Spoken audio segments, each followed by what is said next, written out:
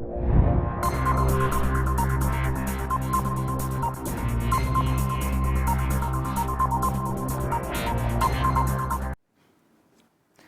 हिंद। आज हम लोग देखेंगे समान ज्ञान। क्या देखेंगे? समान ज्ञान। तो देखिए अगला क्वेश्चन यहाँ पर क्वेश्चन क्या कह रहा है? यहाँ पर पहला क्वेश्चन कह रहा है दोस्तों कि इंटरनेट के क्षेत्र में www का प्रयोग किसके लिए किया जाता है? इंटरनेट के क्षेत्र में www का प्रयोग किसके लिए किया जाता है? तो देखिए यहाँ पर पहला ऑप्शन में क्या कह रहा है? यहाँ पर पहला ऑप्शन में कह रहा है वर्ल्ड वाइड रेसलिंग के लिए, दूसरा कह रहा है वर्ल्ड वाइड वेब के लिए, तीसरा कह रहा है वर्ल्ड वाइड बेड स्टोर के लिए, ठीक है। और चौथा यहाँ पर क्या कह रहा है? वर्ल्ड विदाउट रेसिंग के लिए। अब बताइए दोस्तों, इंटरनेट के क्षेत्र में www का प्रयोग किसके लिए किया जाता है? Option A, option B, option C, option D. बताइए चार ऑप्शन में से कौन सा ऑप्शन सही होगा? दोस्तों यहाँ पर ऑप्शन दूसरा सही होगा, बी ऑप्शन सही होगा। वर्ल्ड वाइड वेब के लिए प्रयोग किया जाता है, ठीक है। अब उसके बाद देखिएगा अगला क्वेश्चन। अगला क्वेश्चन में यहाँ पर कह रहा है इंटरनेट से सूचना लेने के लिए किस अनुप्रयोग एप्लीकेशन का प्रयोग किया जाता है? इंटरनेट से सूचना लेने के लिए किस अनुप्रयोग एप्लीकेशन का प्रयोग किया जाता है? यहाँ पर ए ऑप्शन में है ऑपरेटिंग सिस्टम के लिए, बी ऑप्शन में है वेब ब्राउज़र के लिए, सी ऑप्शन में है माइक्रोसॉफ्ट वर्ड के लिए और डी ऑप्शन में है सिस्टम सॉफ्टवेयर के लिए। आप बताइए दोस्तों चार ऑप्शन में कौन सा ऑप्शन हमारा सही होगा? यहाँ ऑप्शन होगा बी, वेब ब्राउज के लिए।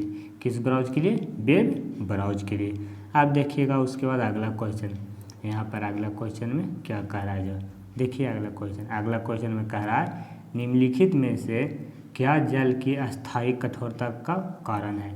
निम्नलिखित में से क्या जल की अस्थायी कठोरता का कारण है? तो पहला ऑप्शन में है मैग्नीशियम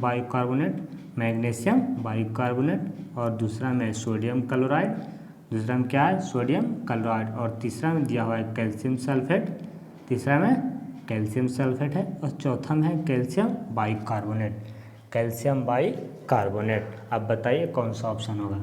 यहाँ पर ऑप्शन होगा सी, कैल्शियम सल्फेट। कौन सा ऑप्शन होगा? कैल्शियम सल्फेट होगा। दोस्तों SSC MTS के लिए महत्वपूर्ण क्वेश्चन है।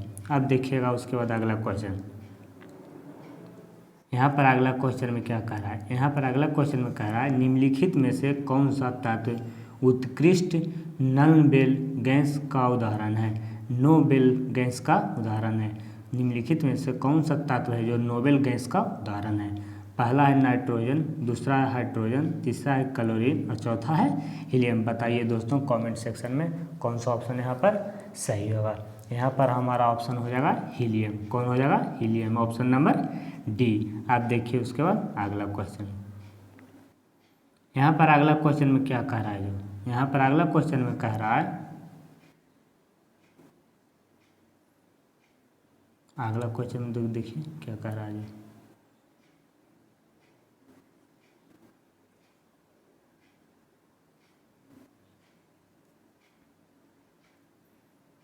देखिए कह रहा है न्यूक्लिक रिएक्टरों में भारी जल का प्रयोग शीतलक के रूप में किया जाता है। किस चीज़ के रूप में किया जाता है? शीतलक के रूप में किया जाता है। तो भारी जल क्या है? भारी जल है जो क्या है? पहला ऑप्शन यहाँ पर कह रहा है खनिज समुद्र जल होता है। खनिज समुद्र जल होता है। खनिज जो होता है कौन जल होता है? समुद्र जल होता है। ऑप्शन नंबर दूसरा कह रहा है आयोजीकृत जल होता है। कौन जल होता है? आयोजीकृत जल होता है। और उसके बाद देखिए यहाँ पर तीसरा ऑप्शन में क्या कह रहा है? तीसरा ऑप्शन में कह रहा है भारी धातु के खनिज से युक्त जल होता है। भारी धातु के खनिज जल के युक्त होता है। और यहाँ पर चौथा ऑप्शन में कह रहा है हाइड्रोजन के भारी आइसोटोप से युक्त जल होता है। हाइड्रोजन के भारी हाइड्रोटोप के युक्त में जल में होता है, ठीक है। तो यहाँ पर कौन सा ऑप्शन होगा दोस्तों? यहाँ पर ऑप्शन हो जाएगा डी, हाइड्रो की भारी आइसोटोप के युक्त जल होता है, ठीक है। उसके बाद देखेंगे अगला क्वेश्चन। अगला क्वेश्चन में यहाँ पर क्या कह रहा है? यहाँ पर अगला क्वेश्चन में कह रहा है निम्नलिखित में से कौन सा तत्व प्राकृतिक रेडियो एक्टिविटी नहीं दर्शाता है, रेडियो एक्टिविता नहीं दर्शाता है। निम्नलिखित में से कौन सा तत्व प्राकृतिक रेडियो एक्टिविता नहीं दर्शाता है। पहला में है यूरेनियम, पहला में क्या है यूरेनियम, दूसरा में है थोरियम, दूसरा में कौन है थोरियम है, तीसरा में है एल्युमिनियम, तीसरा में एल्युमिनियम और चौथा में है पोलोनियम। चौथा में कौन सा ऑप्शन है पोलोनियम है। आप बताइए कौन सा ऑप्शन होगा। यहाँ पर हो जाएगा एल्युमिनियम। कौन होगा एल्युमिनियम। रेडियो एक्टिविता कौन नहीं दर्शाता है एल्युमिनियम। अब उसके बाद देखेंगे अगला क्वेश्चन। यहाँ पर अगला क्वेश्चन में कह रहा है वायुमंडलीय घटना के अध्ययन को क्या कहा जाता है। वायुमंडलीय घटना के अध्ययन को क्या कहा जाता है। तो यहाँ पर पहला ऑप्शन में है फलित ज्योतिष, फलित ज्योतिष, दूसरा में है मौसम वैज्ञानिक, मौसम वैज्ञानिक, तीसरा में कह रहा है भूकंप विज्ञान, तीसरा में भूकंप विज्ञान, चौथा में कह रहा है खगोल विज्ञान, चौथा में कौन कह रहा है खगोल विज्ञान कह रहा है। ठीक है दोस्तों, तो बताइए कौन सा ऑप्शन हमारा सही होगा। ऑप्शन नंबर हमारा बी होगा, मौसम वैज्ञानिक कहलाता है। कौन कहलाता है मौसम वैज्ञानिक कहलाता है। अब देखते हैं अगला क्वेश्चन। चलिए देखते हैं अगला क्वेश्चन। यहाँ पर अगला क्वेश्चन में कह रहा है कि जैव विविधता अभियान पर सम्मेलन का सचिवालय कहाँ स्थित है। जैव विविधता अभियान पर सम्मेलन का सचिवालय कहाँ स्थित है। तो यहाँ पर पहला ऑप्शन में है लंदन, दूसरा ऑप्शन में है इटली, तीसरा ऑप्शन में क्या है मॉन्ट्रियल और चौथा ऑप्शन में है टोरिनो। कौन सा है टोरिनो। कौन सा ऑप्शन वहाँ पर होगा। यहाँ पर डी ऑप्शन में दिया हुआ है टोरंटो। कौन है टोरंटो है। अब बताइए कौन सा ऑप्शन यहाँ पर होगा। तो यहाँ पर ऑप्शन नंबर कौन सा हो जाएगा ऑप्शन नंबर सी मॉन्ट्रियल। कौन सा होगा मॉन्ट्रियल। अब देखेंगे उसके बाद अगला क्वेश्चन। अगला क्वेश्चन में यहाँ पर कह रहा है भूमध्य रेखा निम्नलिखित किस देश से होकर नहीं गुजरती है। भूमध्य रेखा है जो भूमध्य रेखा निम्नलिखित में से किस देश से होकर नहीं गुजरती है। पहला है केन्या, पहला कौन सा है केन्या और दूसरा है जो मैक्सिको, दूसरा मैक्सिको, तीसरा इंडोनेशिया। कौन सा है इंडोनेशिया देश है। उसके बाद है ब्राज़ील। कौन है ब्राज़ील है। तो यहाँ पर है जो मैक्सिको से होकर नहीं गुजरती है, जो भूमध्य रेखा है जो मैक्सिको से होकर नहीं गुजरती है। यहाँ तक आया समझ में। आप देखिएगा उसके बाद अगला क्वेश्चन में क्या कहता है। जो यहाँ पर अगला क्वेश्चन में कह रहा है कि अधिकांश भूप्रपट्टी किस सेल से बनी है। अधिकांश भूप्रपट्टी है जो किस सेल से बनी हुई है, किस सेल से बनी हुई है। तो यहाँ पर पहला ऑप्शन में है ऑर्गेनेको, किसी से ऑर्गेनेको और दूसरा ऑप्शन है कार्यंत्रिक से, कार्यतंत्रित से, अवसादी से, तीसरा ऑप्शन है, चौथा ऑप्शन में है कार्बोनेट से, चौथा ऑप्शन में है कार्बोनेट से। तो यहाँ पर होगा ऑर्गेनेज से। कौन सा ऑर्गेनेज। ऑप्शन नंबर फर्स्ट सही होगा। अब उसके बाद देखिएगा अगला क्वेश्चन। यहाँ पर फिर अगला क्वेश्चन में कह रहा है खपत का मनोवैज्ञानिक नियम बताता है कि, खपत को मनोवैज्ञानिक नियम बताता है कि। पहला ऑप्शन में है खपत में समानुपातिक विधि आय में समानुपातिक विधि से कम है। दूसरा ऑप्शन में है आय में वृद्धि खपत में वृद्धि के बराबर है। तीसरा ऑप्शन में है खपत में वृद्धि आय में वृद्धि से अधिक है। और चौथा ऑप्शन में कह रहा है आय में परिवर्तन होने पर खपत में परिवर्तन नहीं होता है। अब बताइए दोस्तों कौन सा ऑप्शन हमारा सही होगा। यहाँ होगा पहला ऑप्शन खपत में समानुपातिक वृद्धि आय में समानुपातिक वृद्धि से क्या है कम है। यहाँ तक आया समझ में। अब देखिएगा अगला क्वेश्चन क्या कहता है। जो अगला क्वेश्चन में यहाँ पर कह रहा है सामूहिक खपत से तात्पर्य है, सामूहिक खपत से तात्पर्य है। पहला ऑप्शन में घरेलू खपत, दूसरा ऑप्शन में दैनिक खपत, तीसरा ऑप्शन में स्वयं खपत, चौथा ऑप्शन में देश के नागरिक द्वारा की गई खपत, देश के नागरिक द्वारा की गई खपत। अब बताइए कौन सा ऑप्शन होगा। यहाँ पर होगा डी ऑप्शन, देश के नागरिक द्वारा की गई खपत, देश के नागरिक द्वारा की गई खपत। यहाँ तक आगे समझ में। अब देखिएगा अगला क्वेश्चन।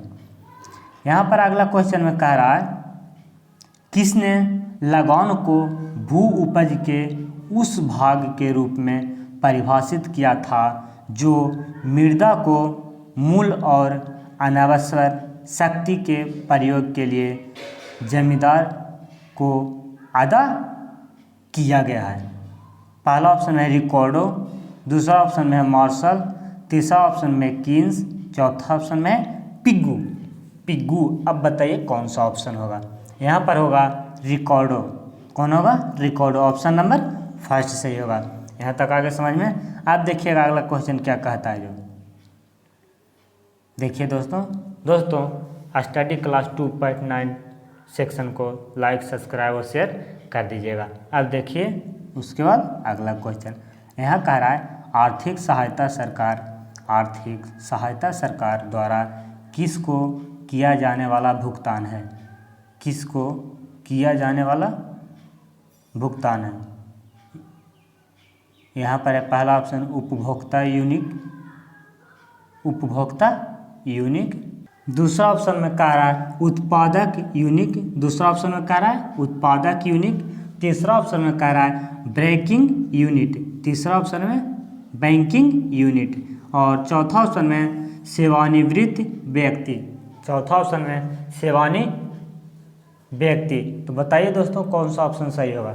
यहाँ पर हो जाएगा बी ऑप्शन उत्पादक यूनिक, दूसरा ऑप्शन उत्पादक यूनिक होगा। आप देखिएगा उसके बाद अगला क्वेश्चन। यहाँ पर अगला क्वेश्चन में कह रहा है विदेशों में कार्य कर रहे भारतीय बैंक का लाभ किसका भाग है। विदेशों में काम जो कर रहा है उसके लिए भारतीय बैंक का लाभ किसका भाग है। पहला ऑप्शन है विदेश में अर्जित उद्यम वृत्ति से आय, विदेश में अर्जित उद्यम वृत्ति से आय, और दूसरा में कह रहा है भारत में घरेलू घटक आय, भारत में घरेलू घटक आय, और तीसरा ऑप्शन में कह रहा है भारत की आंतरिक सीमा में कार्य कर रहे उद्यम को होने वाला लाभ, और तीसरा ऑप्शन में यहाँ पर कह रहा है भारत में स्थित बैंक का परिचालन अधिशोषण, बैंक का परिचालन अधिशोषण। यहाँ पर ऑप्शन होगा पहला। कौन सा ऑप्शन होगा? पहला होगा विदेश से अर्जित उद्यम वृत्ति से आय। विदेश से क्या होगा? विदेश से अर्जित उद्यम वृत्ति आय। आप देखिएगा अगला क्वेश्चन। यहाँ पर क्वेश्चन में अगला में क्या कह रहा है मंत्रिपरिषद सामूहिक रूप से किसके प्रति उत्तरदायी है। किसके प्रति उत्तरदायी है? मंत्रिपरिषद है जो सामूहिक रूप से किसके प्रति उत्तरदायी है। पहला ऑप्शन में राष्ट्रपति के, दूसरा ऑप्शन में प्रधानमंत्री के, तीसरा ऑप्शन में लोकसभा, चौथा ऑप्शन में है राज्यसभा। पहला राष्ट्रपति, दूसरा प्रधानमंत्री, तीसरा लोकसभा, चौथा राज्यसभा। बताइए कौन सा ऑप्शन होगा। यहाँ पर होगा लोकसभा, तीसरा ऑप्शन कौन होगा? लोकसभा होगा। यहाँ तक आ गया समझ में। अब देखिए उसके बाद अगला क्वेश्चन में क्या कहता है। जो यहाँ पर अगला क्वेश्चन में कह रहा है कि भारतीय संविधान में राजनीति के निर्देशक सिद्धांतों की संकल्पना कहाँ से अंगीकार की गई है। कहाँ से अंगीकार की गई है? पहला ऑप्शन में आयरलैंड और स्पेन से, दूसरा ऑप्शन में यूएसए और यूके से, और तीसरा ऑप्शन में यहाँ पर कह रहा है कि यूएसए और चीन से, चौथा ऑप्शन में कह रहा है जापान और कोरिया से। बताइए दोस्तों चार ऑप्शन में कौन सा ऑप्शन सही होगा। यहाँ पर होगा आयरलैंड और स्पेन से, पहला ऑप्शन हमारा सही होगा। यहाँ तक आगे समझ में। अब देखिएगा अगला क्वेश्चन। चलिए देखिए अगला क्वेश्चन क्या कहता है। यहाँ पर कह रहा है कि निम्नलिखित में से किस अधिनियम में निम्नलिखित में से किस अधिनियम में नियंत्रक निम्नलिखित में से किस अधिनियम में नियंत्रक महालेखा परीक्षक नामक पद का सुझाव दिया गया है। पहला ऑप्शन में कह रहा है 1909 का अधिनियम, पहला ऑप्शन में 1909 का अधिनियम, दूसरा ऑप्शन में कह रहा है 1919 का अधिनियम, दूसरा ऑप्शन 1919 का अधिनियम, और तीसरा ऑप्शन में कह रहा है यहाँ पर 1935 का अधिनियम, 1935 का अधिनियम, और चौथा ऑप्शन में कह रहा है 1947 का अधिनियम, 1947 का अधिनियम। बताइए कौन सा अधिनियम यहाँ पर, कौन सा अधिनियम नामक पद का सुझाव किया गया था। यहाँ पर ऑप्शन नंबर कौन सा होगा, यहाँ ऑप्शन नंबर बी हो जाएगा, 1919 का अधिनियम, 1919 का अधिनियम। आप देखिएगा उसके बाद अगला क्वेश्चन, यहाँ पर अगला क्वेश्चन में क्या कहता है। अगला क्वेश्चन में यहाँ पर कह रहा है वह पहला राज कौन सा है जिसने परिसीमन के अधीन मतदान कराया। परिसीमन के अधीन मतदान कराया। पहला है तमिलनाडु, पहला कौन है, तमिलनाडु, दूसरा है आंध्र प्रदेश, तीसरा है केरल है, और चौथा कर्नाटक है। आप बताइए कौन सा ऑप्शन सही होगा। यहाँ पर होगा दोस्तों, कौन सा ऑप्शन सही होगा, डी, कर्नाटक। वह पहला राज्य कौन सा है जिसने परिसीमन के अधीन पर मतदान कराया था, मैंने वोट कराया था, तो कौन सा है, कर्नाटक है। आप उसके बाद देखिएगा अगला क्वेश्चन। यहाँ पर अगला क्वेश्चन में कह रहा है निम्नलिखित में से किस राज्य में विधान परिषद है। निम्नलिखित में से किस राज्य में विधान परिषद है। पहला ऑप्शन में कह रहा है कर्नाटक, दूसरा ऑप्शन में कह रहा है तमिलनाडु, तीसरा ऑप्शन में कह रहा है केरल, चौथा ऑप्शन में कह रहा है आंध्र प्रदेश।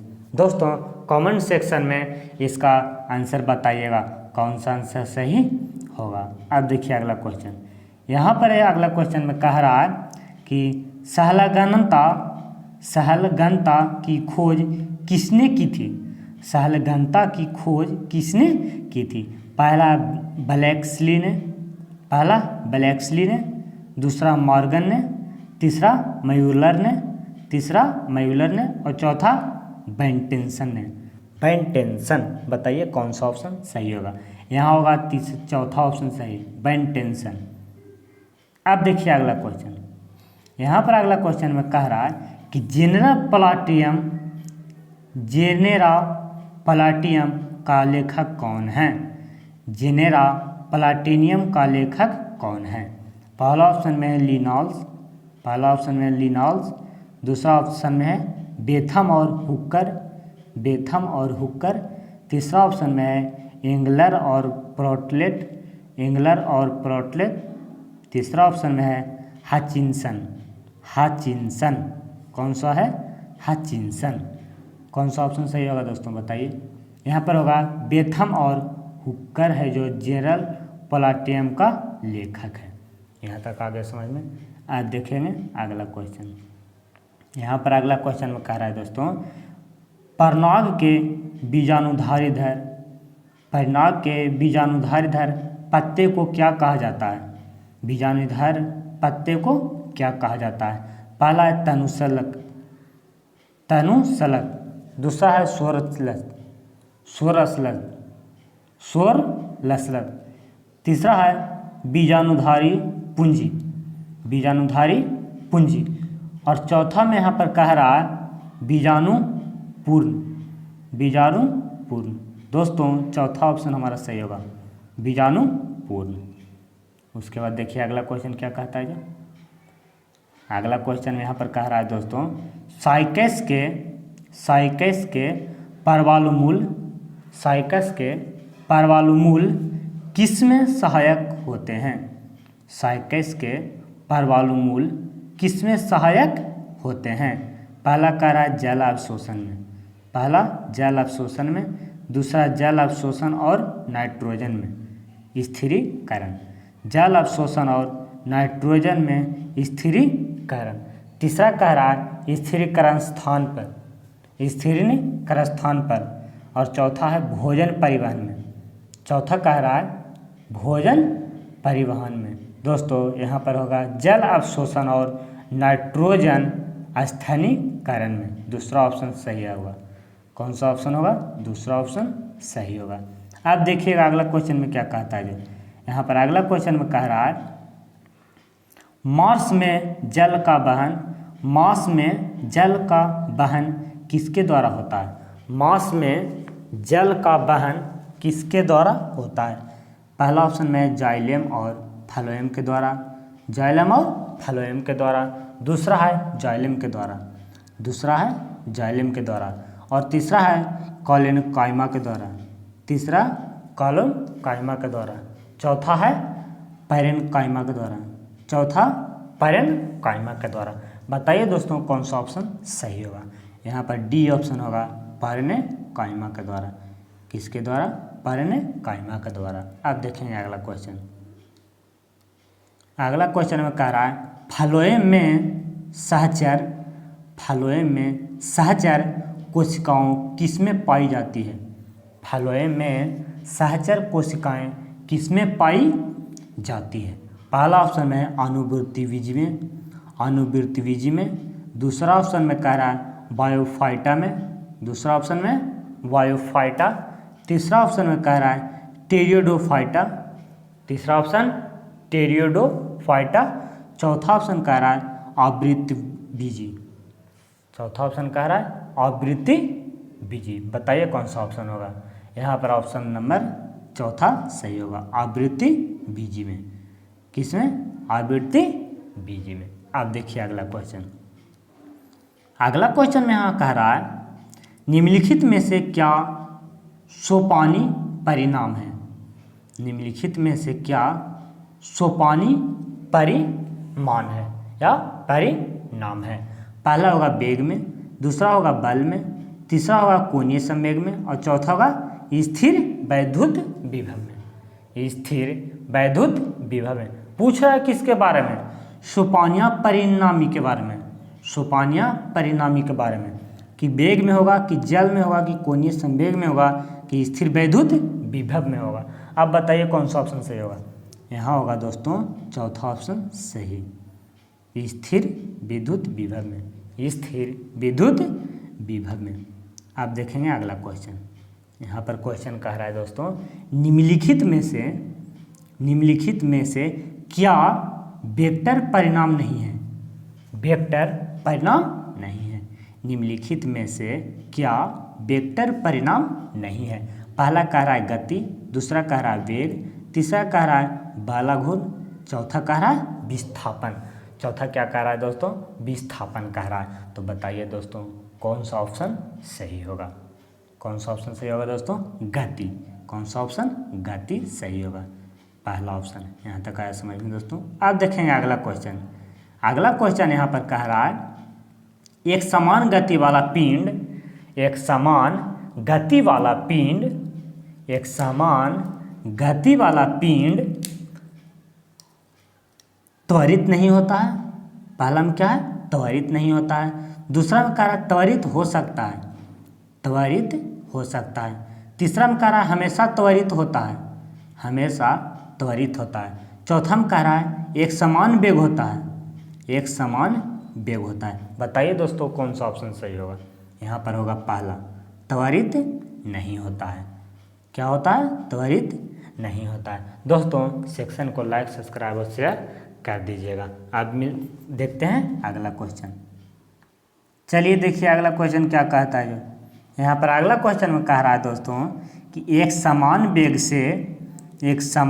से चल रही गाड़ी में से, एक समान वेग से चल रही गाड़ी में से एक व्यक्ति प्लेटफॉर्म पर एक गेंद गिराता है, एक व्यक्ति प्लेटफॉर्म पर एक गेंद गिराता है। प्लेटफॉर्म पर खड़े एक परीक्षण द्वारा देखा जाने वाला गेंद का पथ कैसा होगा। प्रेक्षक द्वारा देखा जाने वाला गेंद का पथ कैसा होगा। पहला कह रहा है ऋजु रेखा, पहला क्या कह रहा है ऋजु रेखा, दूसरा कह रहा है वृत्त, तीसरा कह रहा है परवल और चौथा कह रहा है इनमें से कोई नहीं। अब बताइए दोस्तों कौन सा ऑप्शन सही होगा। यहाँ होगा परवल, कैसा दिखाई देगा परवल, तीसरा ऑप्शन हमारा सही होगा। अब देखिएगा अगला क्वेश्चन में क्या कहता है। अगला क्वेश्चन में आप कह रहा है कि फरवरी 2013 में हुए निर्वाचन के बाद कौन त्रिपुरा का मुख्यमंत्री बना। फरवरी 2013 में हुई निर्वाचन के बाद कौन त्रिपुरा का मुख्यमंत्री बना। तो देखिए पहला ऑप्शन कह रहा है अगाथा सनगम, दूसरा ऑप्शन कह रहा मानिक सरकार, तीसरा इकरम ओबीबी सिंह, तीसरा इकरम इबोबी सिंह, चौथा प्रकाश करात। अब बताइए कौन सा ऑप्शन होगा। दोस्तों कमेंट सेक्शन में जल्दी जल्दी बताइए। यहाँ पर होगा मानिक सरकार। कौन होगा मानिक सरकार। 2013 में फरवरी निर्वाचित के बाद कौन त्रिपुरा का मुख्यमंत्री बने मानिक सरकार। अब देखिएगा अगला क्वेश्चन क्या कहता है। अगला क्वेश्चन यहाँ कह रहा है RMSA का उत्पर्य है, RMSA का उत्पर्य है या RMS का फुल फॉर्म क्या होता है।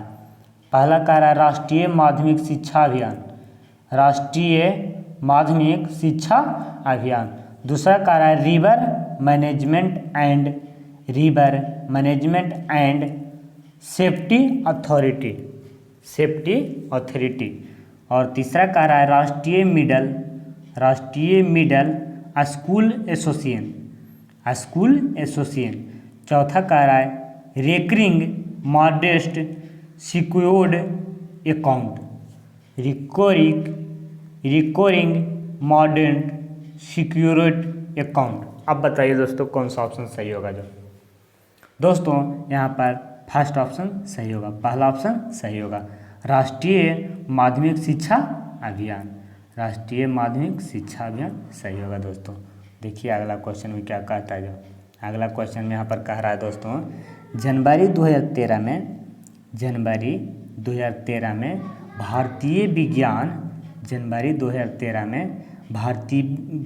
विज्ञान कांग्रेस का शताब्दी सत्र कहाँ पर आयोजित हुआ 2013 में विज्ञान भारतीय कांग्रेस का। पहला ऑप्शन है कोलकाता, दूसरा ऑप्शन में चेन्नई, तीसरा कह रहा है मुंबई में और चौथा कह रहा है इनोकुलम में। अब बताइए दोस्तों कौन सा ऑप्शन यहाँ पर सही होगा। यहाँ पर होगा कोलकाता में। कहाँ में कोलकाता में 2013 जनवरी में भारतीय विज्ञान कांग्रेस का शताब्दी सत्र कहाँ पर आयोजित हुआ था कोलकाता में। आप देखिए अगला क्वेश्चन में यहाँ पर कह रहा है दोस्तों 2013 में विज्ञान सभा के चुनाव के बाद 2013 में विधानसभा के चुनाव के बाद कौन मेघालय का नया मुख्यमंत्री निर्वाचित हुआ। 2013 में विधानसभा के चुनाव के बाद कौन मेघालय का नया मुख्यमंत्री निर्वाचित हुआ। पहला ऑप्शन में है मुकुल संगम, दूसरा ऑप्शन में है डीडी लापांग, तीसरा ऑप्शन में है सालसेंग सिंह माराक और चौथा ऑप्शन में है पीए संगम। कौन सा ऑप्शन सही होगा दोस्तों। यहाँ पर ऑप्शन होगा पहला मुकुल संगम। कौन होगा मुकुल संगम। आप देखिए अगला क्वेश्चन अगला क्वेश्चन में यहाँ पर कह रहा है निम्नलिखित में से किसने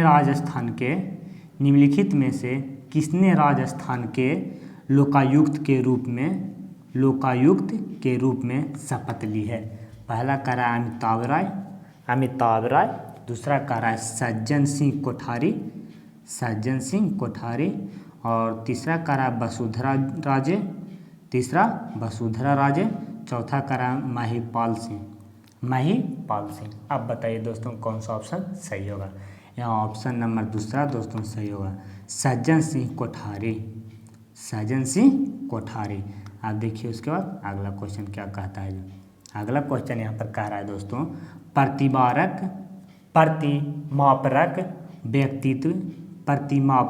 व्यक्तित्व अमृता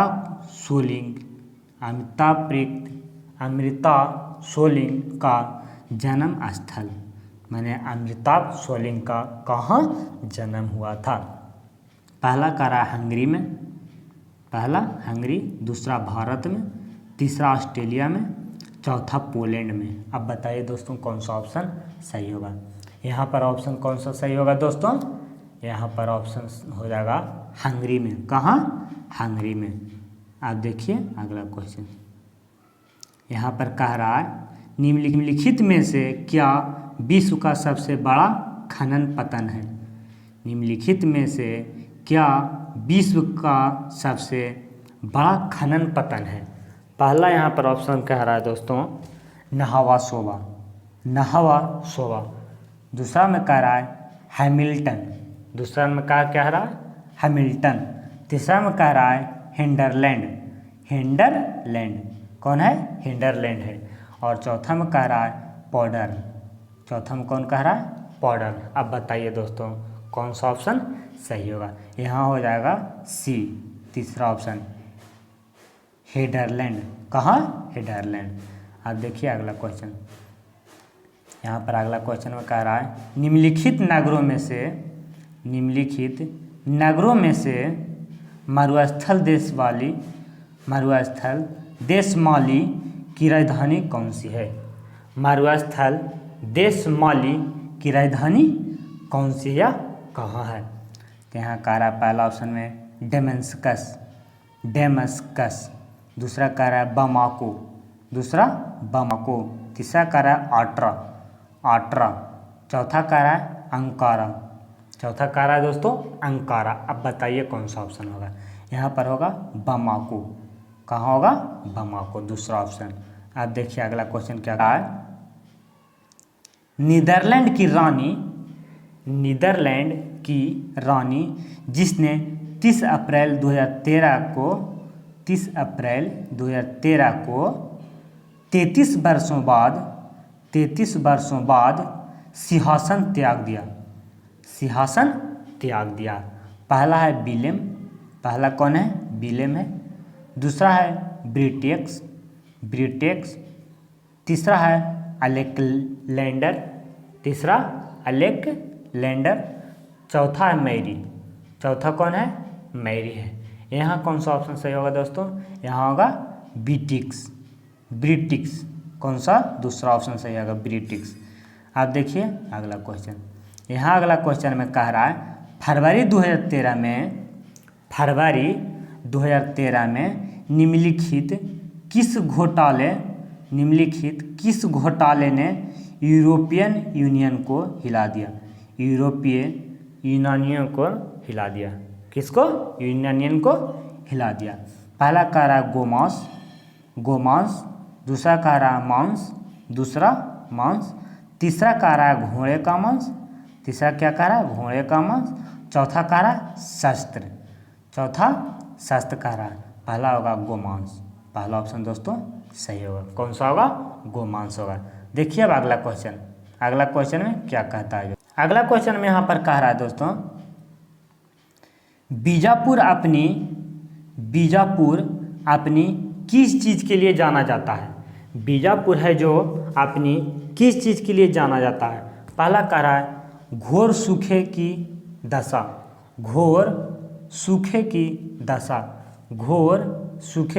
दशा, दूसरा कह रहा है गोल गोल गुंबज से जाना जाता है। तीसरा भारी वर्षा, तीसरा भारी वर्षा। चौथा गोमतेश्वर की प्रतिमा, गोमतेश्वर की प्रतिमा। यहाँ ऑप्शन दूसरा सही हो जाएगा दोस्तों, गोल गुंबज से जाना जाता है। किससे? गोल गुंबज से जाना जाता है। आप देखिए अगला क्वेश्चन में क्या कहता है। जो अगला क्वेश्चन में यहाँ पर कह रहा है, रूस के पॉपुलिस्ट आंदोलन अमराजकावाद का संस्थापक सदन कौन था? रूस के पॉपुलिस्ट आंदोलन अराजकवाद का संस्थापक सदन कौन था? पहला कह रहा है मिखाइल बैक्टूनिक, दूसरा कह रहा है गोकरी, तीसरा कह रहा है लियो टॉल्स्टॉय और चौथा कह रहा है तुर्गेनेव कह रहा है। दोस्तों बताइए कौन सा ऑप्शन सही होगा। यहाँ हो जाएगा मिखाइल बैकलिन। कौन? मिखाइल बैकलिन, पहला ऑप्शन सही होगा। आप देखिए उसके बाद अगला क्वेश्चन में यहाँ पर कह रहा है कि यूएसए में सैन फ्रांसिस्को में गदर पार्टी का स्थापना किसने किया था? गदर पार्टी का स्थापना किसने किया था? पहला है लाला हरदलाल ने, दूसरा है लाला लाजपत राय, दूसरा कह रहा है लाला लाजपत राय, तीसरा कह रहा है अजीत सिंह और चौथा कह रहा है बिपिन चंद्र पाल। बताइए दोस्तों कमेंट सेक्शन में कौन सा ऑप्शन इसका सही होगा। इसका ऑप्शन तीसरा दोस्तों पहला ऑप्शन सही होगा, लाला हरदलाल ने किया था। किसने?